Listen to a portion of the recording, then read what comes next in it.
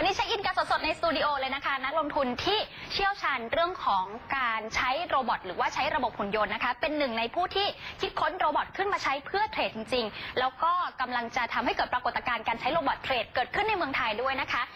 รองศาสตราจารย์ดร.สุภวัฒน์ สุภควงศ์นะคะอาจารย์นายอยู่กับกีตาร์แล้วสวัสดีค่ะสวัสดีครับอาจารย์นายค่ะในฐานะที่เป็นผู้เชี่ยวชาญด้านโรบอทเทรดหรือว่าระบบการซื้อขายแบบหุ่นยนต์เนี่ยนะคะอาจารย์อธิบายคอนเซ็ปต์ให้หน่อยว่าโรบอทเทรดมันคืออะไรมันดีกว่ามือเราเทรดหรือว่าคนทั่วๆไปเราเทรดกันเองยังไงบ้างคะครับก็วันนี้เราจะมาพูดถึงในส่วนของเทรนด์นะครับการเทรดด้วยโรบอทซึ่งจริงๆจะบอกว่าเป็นสิ่งที่กำลังจะเข้ามาก็คงไม่ใช่เพราะมันเกิดขึ้นแล้วอยู่ในกลุ่มหนึ่งละแล้วก็มีแต่จะเติบโตมากขึ้นเรื่อยๆในอีก 2-3 ปี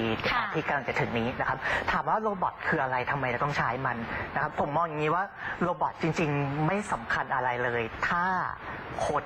สามารถเทรดแล้วก็ควบคุมทุกอย่างได้ทำทุกอย่างได้อย่างมีประสิทธิภาพอยู่แล้วนะครับแต่สิ่งที่เกิดขึ้นกับนักลงทุนเราคงต้องย้อนกลับมาว่าผลการเทรดของเราเป็นยังไงนะครับสิ่งที่เกิดขึ้นส่วนใหญ่ของนักลงทุนที่ไม่ประสบความสำเร็จก็คือว่าไม่สามารถคุมอารมณ์ของเราได้นะครับแล้วตัวนี้นั่นแหละจะเป็นตัวที่โรบอทจะเข้ามาช่วยนะครับโอเคเดี๋ยวผมมีเอกสารมาก็เดี๋ยวโชว์ตัวนี้เดี๋ยวลองโชว์ให้ดูนะคะอาจารย์นายมีตัวอย่างมาให้ดูซึ่งสิ่งที่เราได้คุยกันไปแล้วนะคะว่าทำไมต้องใช้โรบอทนะคะก็เพราะว่าสิ่งที่เกิดขึ้นก็คือบางทีเราก็กลัวนะคะบางทีเราก็ไม่รู้เท่าทันข่าวสารบางทีเราไม่รู้ข้อมูลเชิงลึกนะคะหรือว่าบางทีเราก็มีความโลภนะคะทำให้การตัดสินใจนี่ผิดเพี้ยนไปโดยเฉพาะอย่างยิ่งในช่วงภาวะตลาดที่เทรดยากๆนะคะเราก็อาจจะเห็นว่าเราอยากจะเก่งอย่างด็อกเตอร์คนนั้นเก่งอย่างเซียคนนี้เก่งอย่างเซียนหุ้นคนนั้นนะคะแต่ว่าถ้าเราทำไม่ได้ขนาดนั้นนะคะเรามีระบบหุ่นยนต์ที่เขาเรียกว่าอาจจะจำลองสูตรนะคะของเทรดเดอร์เก่งๆนะคะหรือว่าสูตรที่เป็นการวางแผนการซื้อขายอย่างมีประสิทธิภาพนะคะที่เทรดหุ้นแล้วไม่เหนื่อยอีกต่อไปนะคะเพราะว่าฝากให้ระบบที่เรามั่นใจจัดการนะคะระบบนี้ดีอย่างไรอาจจะให้อาจารย์นายลองยกตัวอย่างให้ดูผ่านทางกราฟนี้นะคะวันนี้ผมเอาตัวอย่างระบบง่ายที่สุดเลยเอามาให้ดูนะครับว่าการที่เรามีเงื่อนไขในการเข้าซื้อเข้าขายที่ชัดเจนมันจะช่วยยังไงตัดอารมณ์ออกไปได้ยังไงอันนี้ผมเอากราฟของ AOT มาให้ดูแล้วกันนะก็เป็นราคาแล้วก็มีเส้นค่าเฉลี่ย2อันนะครับสายเทคนิคน่าจะรู้กันดีเส้นสีเขียวคือค่าเฉลี่ยเส้นสั้นบอกแนวโน้มในระยะสั้นแล้วก็สีแดงคือค่าเฉลี่ยระยะยาวอันนี้ผมก็ใช้10 วันกับ20 วันนะครับเส้นสั้นตัดขึ้นเมื่อไหร่ความหมายก็คือหุ้นตัวนี้ในระยะสั้นมีแนวขาขึ้นนะครับนี่คือจุดเข้าซื้อนะครับฉะนั้นโอเคถ้านักลงทุนทั่วไปพอเกิดสัญญาณตรงนี้ก็อาจจะมองแล้วว่าราคาสูงไปแล้วหรือเปล่าเราย่อเริ่มเกิดอารมณ์เข้ามาเกี่ยวข้องอันนี้คือเทคนิคแบบปกติเลยนะคะคือเบสิกเลยเส้นสั้นเส้นยาวตัดเส้นยาวนะคะนี่เส้นสีเขียวตัดขึ้นไปเนี่ยสัญญาณก็แปลว่าทิศทางเนี่ยเป็นการขาขึ้นแล้วก็ให้ซื้อนะคะนี่คือสิ่งที่เรารับรู้ปกติแล้วคือจะต่างจากโรบอทยังไงคะคือเราเทรดกับโรบอทเทรดครับโอเคใช่คือโรบอทจะเข้าซื้อตรงนี้นะครับแล้วก็ไล่ยาวไปเรื่อยตัดแล้วก็ตามที่ไม่เกิดสัญญาณขายก็คือสีเขียวตัดลงนะครับก็จะไม่มีการขายเราจะไม่ขายจะถือไปเรื่อยๆสมมุติว่ากีตาร์กับโรบอทนะคะคือแข่งกันลองดูนะคะแต่นี่คือเป็นโรบอทเราคีย์คำสั่งเข้าไปแล้วล่ะนะคะคือถ้าเส้นสั้นไม่ตัดลงยังไงคุณก็ต้องถือต่อไปโรบอทก็จะต้องทำตามคำสั่งนั้นนะคะก็คือจะถือไปเรื่อยๆแต่ถ้าคนทั่วไปอาจจะเห็นเริ่มย่อนิดนึงเริ่มอาจจะกังวลแล้วนะครับซื้อตรงนี้มีเริ่มย่อให้จากที่กำไร 2-3% อาจจะเริ่มขาดทุนนิดนึงก็อาจจะชิงขายก่อนคือโรบอทไม่มีอารมณ์นะคะคือแค่มีคำสั่งเนี่ยถือยาวเลยนะคะแต่คือถ้าโรบอทก็ได้เป็น10%ถ้ากีตาร์อยู่ตรงนี้นะกีตาร์จะเริ่มหวั่นใจแล้วนะคะทำไมหุ้นที่เราถือนั้นตกลงมาเริ่มมีอาการหวาดกลัวหวาดระแวงนะคะหรือว่าเขาจะลงอีกกีตาร์จะขายก็ได้แต่โรบอทไม่ขายใช้ข้อดีของโรบอทอย่างแรกเลยก็คือตัดอารมณ์ทิ้งไปตัดอารมณ์ใช่ครับตัดอารมณ์ทิ้งไปคราวนี้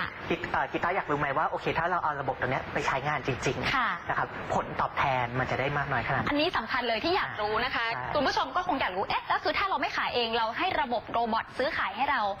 ตามนี้เลยจริงๆผลตอบแทนจะเป็นยังไงบ้างจะดีกว่าที่เราเทรดเองหรือเปล่านะคะดูกันเลยนะคะทีมงานอีกกราฟิกหนึ่งนะคะกราฟิกที่2เนี่ยอันนี้จะโชว์ให้เห็นถึงอั ตรา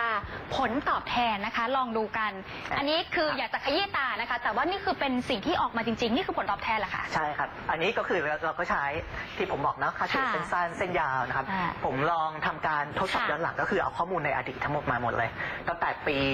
2007 2017 ก็ประมาณ10 ปีนะครับที่เขาเรียกว่า back test คือการลองทดสอบย้อนหลังใช้สูตรนี้แล้วก็ลองทดสอบย้อนหลังไปนะคะว่าได้ผลมากน้อยแค่ไหนปรากฏว่าผลออกมาเรื่อยๆใช่อันนี้ผมดูหุ้น20 ตัวความหมายก็คือว่าหุ้นแต่ละตัวที่เกิดสัญญาณซื้อขายแล้วซื้อด้วยเงิน 5% ของพอร์ตนะครับก็ปรากฏว่าได้ผลตอบแทนเฉลี่ยอยู่ถึง 33% ต่อปี 33%อันนี้ย้อนหลังอันนี้ย้อนหลัง10 ปีที่ผ่านมาค่ะแสดงว่าเราจะได้เฉลี่ยปีละ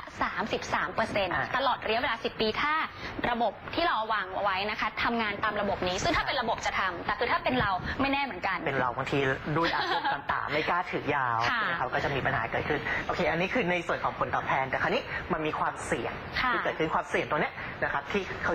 เรียกว่า maximum drawdown ความหมายก็คือว่ามันจะมีช่วงบางช่วงที่ระบบเราอาจจะมีการขาดทุนเงินเราจะย่อหายไป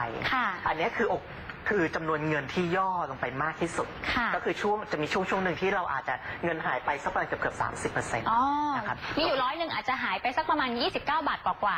ค่ะครับอันนี้คือข้อดีอันที่2ของโรบอทก็คือว่าก่อนที่เราจะเริ่มเอามันมาใช้งานจริงนะครับเรารู้ประสิทธิภาพของมันก่อนแล้วว่าถ้าคุณfollow ตามกฎนี้ไปเรื่อยๆผลตอบแทนจะได้เท่าไหร่แล้วก็ความเสี่ยงจะอยู่เต็มที่ไม่น่าจะเกินนี้ถ้าเราจะเสียหายใช่ไหมคะกับบางคนที่อาจจะลงทุนไม่เป็นอยากจะได้กำไรมากๆแล้วก็ควบคุมความโลภความกลัวควบคุมสภาวะต่างๆนานาไม่ได้อาจจะขาดทุนจนกระทั่งหายไปครึ่งนึงหายไปหมดพอร์ตแล้วก็เห็นมาเยอะแยะค่ะโอเคก็อันนี้ก็เป็นระบบแรกที่ผมเอามาโชว์ดูอันนี้อาจจะมีคำถามตามมาอีกว่าอาจารย์ทำไมอาจารย์ใช้ค่าเฉลี่ย10 วันกับ20 วันอันนี้อาจจะซับซ้อนสำหรับคนที่อาจจะไม่รู้เทคนิคทำไมอาจารย์จะต้องใช้2ตัวเลขนี้ค่ะจริงๆก็เป็นตัวเลขที่ผมตั้งขึ้นมาเล่นๆเองนะครับตั้งขึ้นมาแล้วก็เอามาทำการทดสอบดูฉะนั้นเดี๋ยวในสไลด์ต่อไปผมจะโชว์ให้ดูว่าถ้าผมเปลี่ยนตัวนี้ล่ะค่าเฉลี่ยเส้นสั้นตัดเส้นยาวถ้าเส้นสั้นจาก10 วันผมใช้เป็น20 วันเส้นยาวจาก20ใช้40ถามว่าผลตอบแทนจะเป็นยังไงลองดูนะคะเรามาดูผลกันในส่วนที่2พอผมปรับนะครับนี่คือสูตรแรกนะคะอันนี้คือสูตรที่2อาจารย์นายลองปรับดูผลตอบแทนตกลงมาจาก33เหลือ 25% ต่อปีนะครับแต่ผมอยากชี้ให้เห็นตรงนี้ความเสี่ยงแต่ก่อนความเสี่ยงเกือบ 30% นะครับแต่เป็นว่าความเสี่ยงเหลือประมาณ20โอเคฉะนั้นพอเราลงทุนแบบนี้เราอาจจะสบายใจมากขึ้นเพราะว่าจริงๆสิ่งที่สำคัญที่สุดเลยของการลงทุนก็คือว่าไม่ใช่ทำผลตอบแทนได้ดีนะครับแต่ว่าพยายาม protect ให้เงินเราอยู่กับเราให้มากที่สุดฉะนั้นให้เราขาดทุนน้อยให้เงินเราไม่หายไปใช่โอเคฉะนั้นในส่วนของระบบที่2ก็อาจจะมองว่าผลตอบแทนลดลงนิดนึงแต่ว่าความเสี่ยงลดลงไปด้วยนะครับอันที่3ผมเลือกลองเปลี่ยนบ้างว่าคราวนี้ถ้าเส้นสั้น30 วันเส้นยาว60 วันผลตอบแทนก็ถือว่าดีขึ้นมาอาจจะน้อยกว่าตัวนี้นิดนึงแต่ก็ถือว่าใช้ได้เลยแต่ก็เกือบ 30% แต่ข้อดีของมันอยู่ตรงนี้นะครับผลตอบแทนค่อนข้างสูงแต่ความเสี่ยงก็ยังคงต่ำอยู่นะครับโอเคอันนี้ก็คือเป็น3ระบบนะครับอาจจะมองถ้ามองเป็นโรบอทอาจจะมองว่าเป็นโรบอทย่อยๆ3 ตัวก็ได้นะครับโอเคในภาพต่อไปผมจะมีโชว์ให้เห็นว่าโอเคถ้าคุณตั้งต้นด้วยเงิน1 ล้านบาทอีก10 ปีต่อมาจะเกิดอะไรขึ้น